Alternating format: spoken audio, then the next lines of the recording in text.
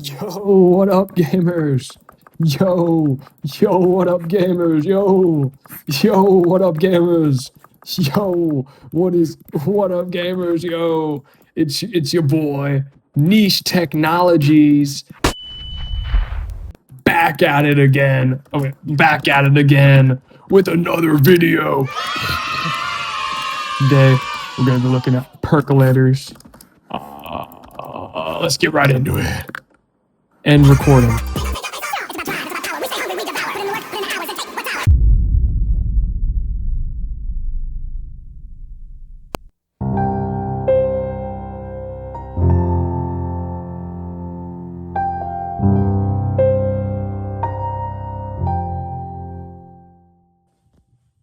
The Perk 30 has quite the interesting history.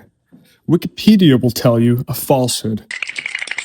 Wikipedia claims the first percolator was created by Joseph Henry Mary Lawrence. He lived in Paris. In 1819, he created the first percolator. However, he didn't work alone. His best friend Orland Grayman helped him at the Skyforge to create such a beautiful piece of tinsmanship. But what even is a percolator?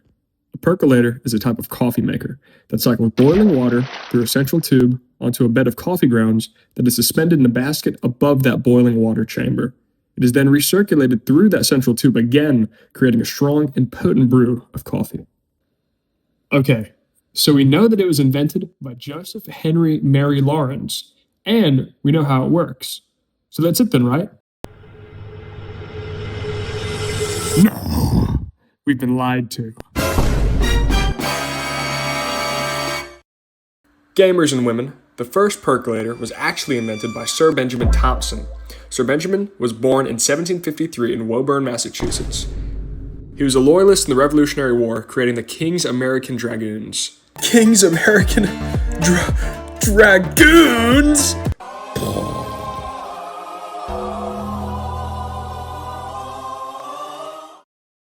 None of this matters, because in 1785, he moved to Bavaria.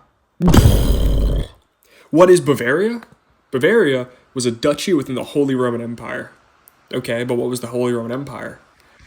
The Holy Roman Empire, the king of the Germans. Feudalism is a form of government whereby the landowner, even before the Renaissance, took people of Europe and often idolized the Romans and feudalism, whereby the Swabians, the Franconians, Bavarians, the Saxons, burning its after the golden heritage of human affection. Charlemagne had conquered and established the largest and most centralized states since the collapse of the Empire. Holy Roman in the 5th century. Holy essay. ChatGPT summarized this. Okay.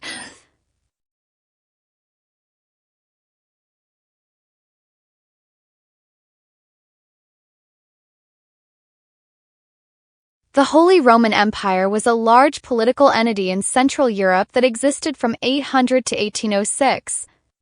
Despite its name, it was not truly holy, not purely Roman, and not a single unified. Clanker! You are a clanker! Die!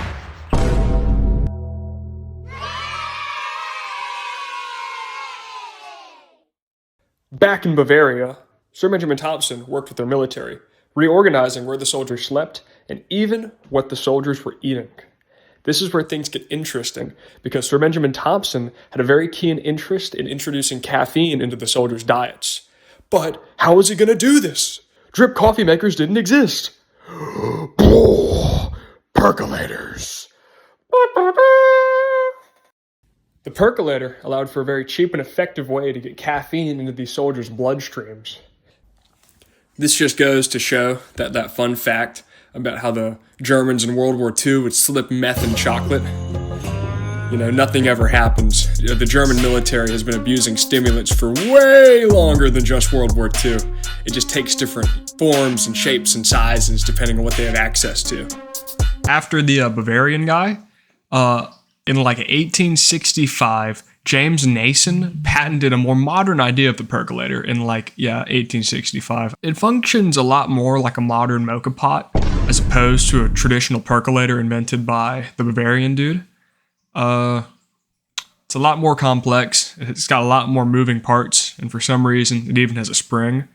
But that really doesn't matter. The one by James Nason's kind of just a little like intermediary for the real baller-based percolator. It was made by an Illinois farmer in 1899. His name was Hasten Goodrich, and he invented the truly modern percolator. As you can see here via the diagram, this patent of the truly modern percolator is, in fact, truly modern. It looks a lot more like a percolator that you'd actually buy today. It's got all the characteristics of a percolator, what with the basket and the tube and the little chamber that the water boils in. But this one actually has a spout on the bottom. Most percolators nowadays have their spout at the top by the basket. So I guess that's still one thing that makes this percolator pretty unique. It also doesn't run on electricity, so you'd have to put it on your stove, and that's kind of cringe. I like being able to plug it up like a drip coffee maker. The percolator started its humble journey in the United States, and then went over to the Holy Roman Empire, and then stopped by in France.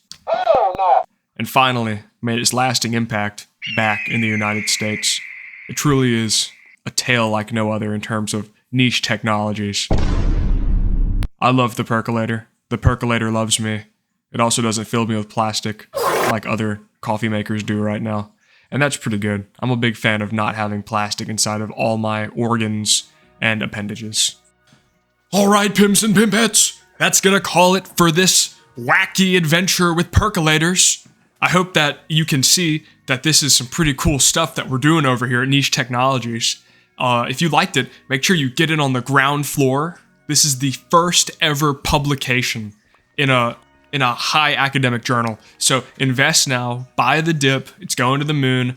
Thank you, pimps and pimpettes. I will catch y'all later. Peace out.